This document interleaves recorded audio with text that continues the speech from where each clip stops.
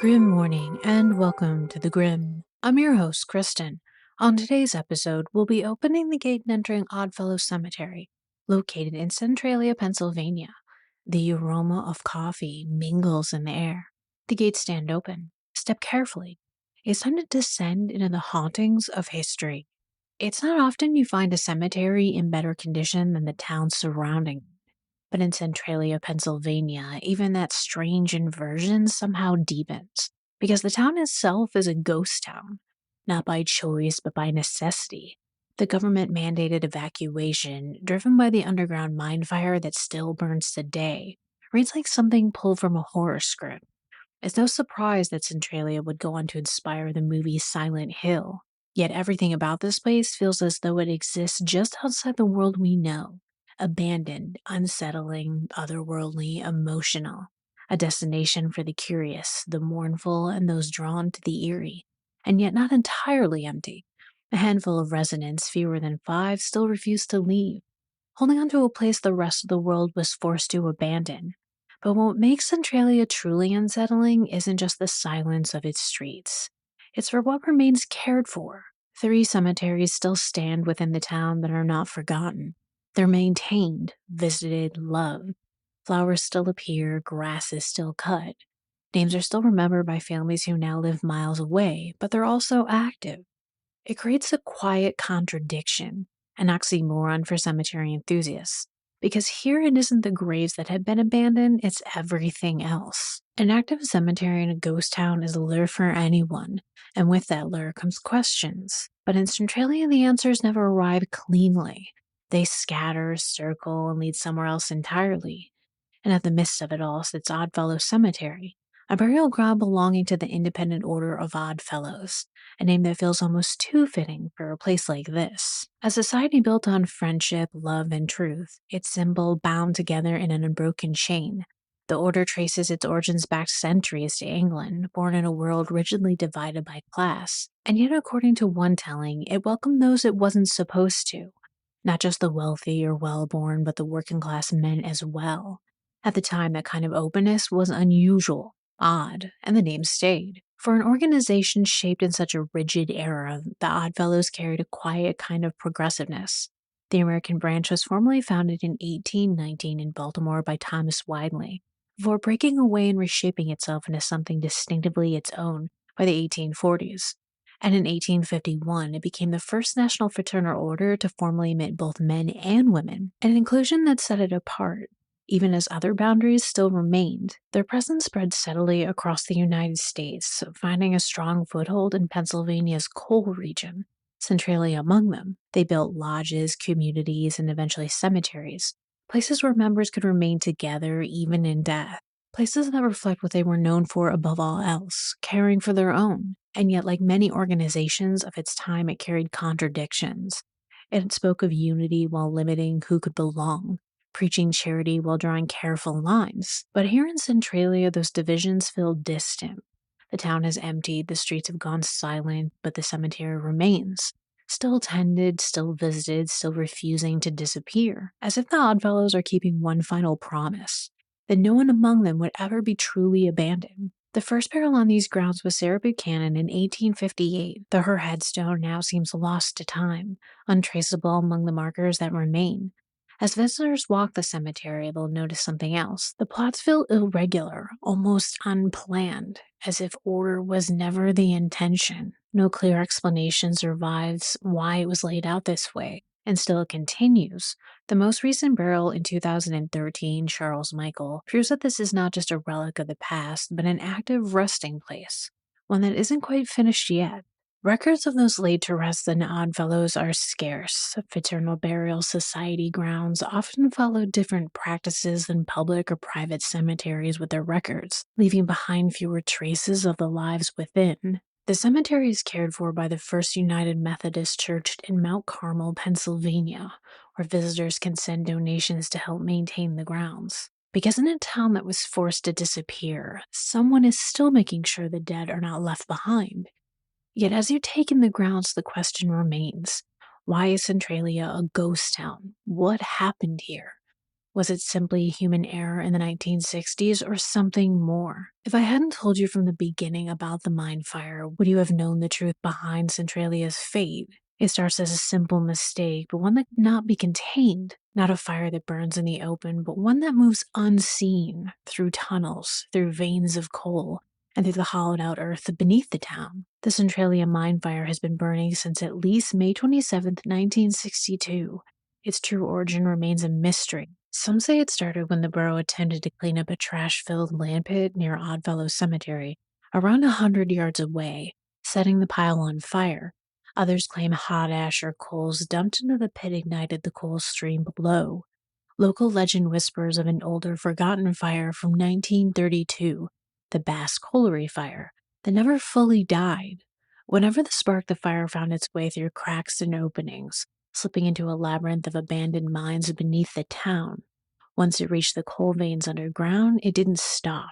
The fire traveled beneath homes, streets, and businesses, burning in silence. Steam and smoke began to rise through the cracks in the earth, seeping into basements, yards, and roads. Temperatures deep below soared over 1,000 degrees Fahrenheit, and clouds of lethal carbon monoxide and other gases swirled through the tunnels. It was invisible, relentless, and unstoppable. Early attempts to fight it failed. The borough tried excavation projects, flushing the mines with crushed rock and water, and using bulldozers to break the soil, but each effort only made the fire move faster. Digging opened new paths for oxygen, pumping life into the flames while freezing winters and inadequate equipment slowed remediation. Costs skyrocketed, projects ran out of funding, and the fire continued, creeping deeper underground with each passing day. By the 1970s, investigative reporter David D. Koch was documenting the fire for the news item, revealing its scale and danger to the public.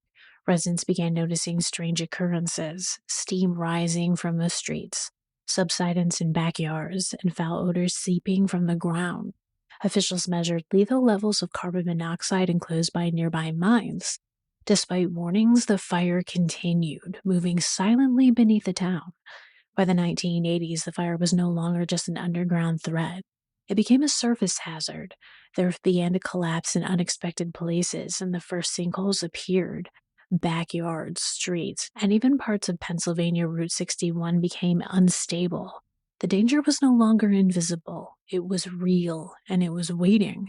And for a while, the danger remained as something officials could ignore, something beneath their feet but out of sight, until it wasn't. One of the most shocking and nearly tragic moments in Centralia's history occurred on Valentine's Day in 1981. 12-year-old Todd Domboski fell into a steaming, collapsing hole caused by mine fire subsidence. He was lucky to survive. It was Saturday and something unusual was happening in town. A group of state politicians were touring Centralia, meeting with borough officials, and in a small town, world travels fast. Todd's mother, Florence Domboski, sent him on a mission to find out what was going on. As he walked, he noticed thin wisps of smoke rising from the ground near a tree. Curiosity drew him closer, and then without warning, the earth gave way. Todd plunged into a muddy, smoky pit, sinking first to his knees and then deeper, as gases from the fire poured up around him. He screamed for help, grasping blindly for something to hold on to. By chance, he caught an exposed root from a nearby tree. Clinging for his life, he continued to call out. In less than a minute, his cousin, Eric Wolfgang, arrived and pulled him free. Todd emerged covered in warm mud, shaken but alive. The incident was a terrifying reminder. The fire beneath Centralia was no longer hidden. It could strike anywhere at any time, sawing the ground beneath your feet. After that, it became impossible to ignore. Centralia wasn't just dying. It was collapsing into the fire beneath it. By the mid-1980s, it was clear that Centralia couldn't be saved.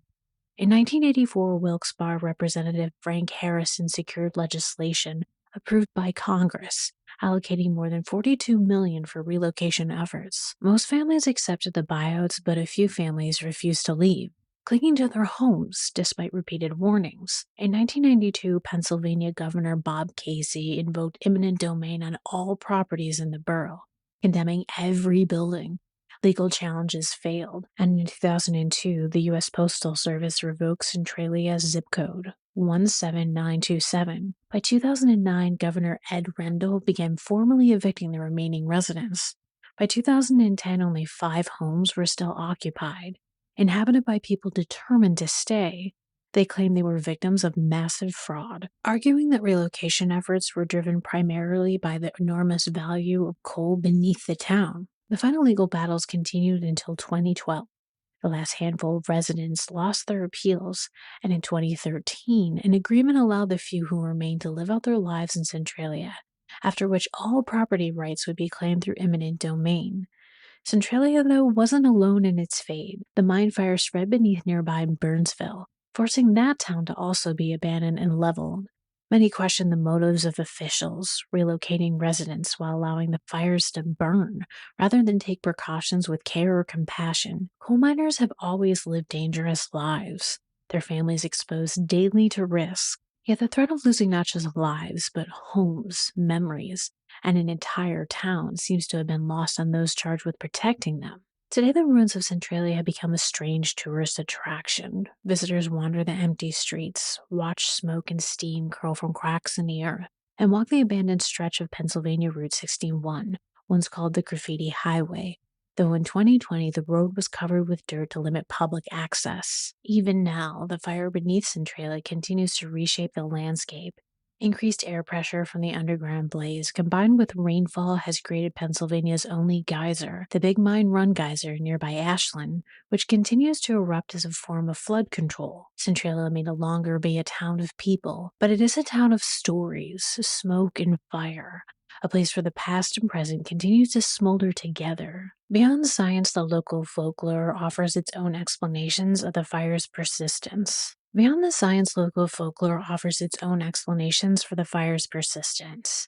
It's said that the Molly Maguires, an Irish secret society active in the 19th century across Ireland, Liverpool, and Pennsylvania's coal regions, once left a lasting mark on the town. Among Irish American and Irish immigrant miners, their activism was fierce and sometimes violent. In the 1870s, 20 suspected members were convicted of murder and other crimes and executed by hanging. According to legend, they once attacked a priest at the local church. In retaliation, the priest allegedly laid a curse on the entire town that it would one day burn, except for the church itself. And with one church still standing in Centralia untouched by the fires, the story has only continued to grow. Separate from that story, other whispers surround the cemetery itself. Some believe the ground beneath places like Oddfellows simply doesn't hold the dead, but takes them. The caskets sink into the shifting earth and are consumed by the fire below, creating something closer to a living hell beneath the graves. But there's no evidence of this, only the unease that comes from the fire still burning, hidden just out of sight. The events remain shrouded in mystery, with historians still debating which parts are fact and which are legend. Yet in Centralia, the story endures, entwining the town's tragic reality with the shadows of the past. Sadly, the lives of those once laid to rest in Oldfellow Cemetery often fall silent to anyone who didn't know them. And a state where history takes center stage, where many have fought, died, and helped shape the nation we live in today, these stories can be easily forgotten. Their memory now competes with the louder story of an abandoned town, and the fire beneath Centralia is far from finished, continuing to burn. For now, though, the stories of Oddfellow slip back into stone and the fire burns on. Thank you for walking with us through the veil into Oddfellow Cemetery, descending once more into the hauntings of history. The gate is sealed, the veil drawn, yet death keeps no calendar, and so we shall return, as we always do, on the Grim.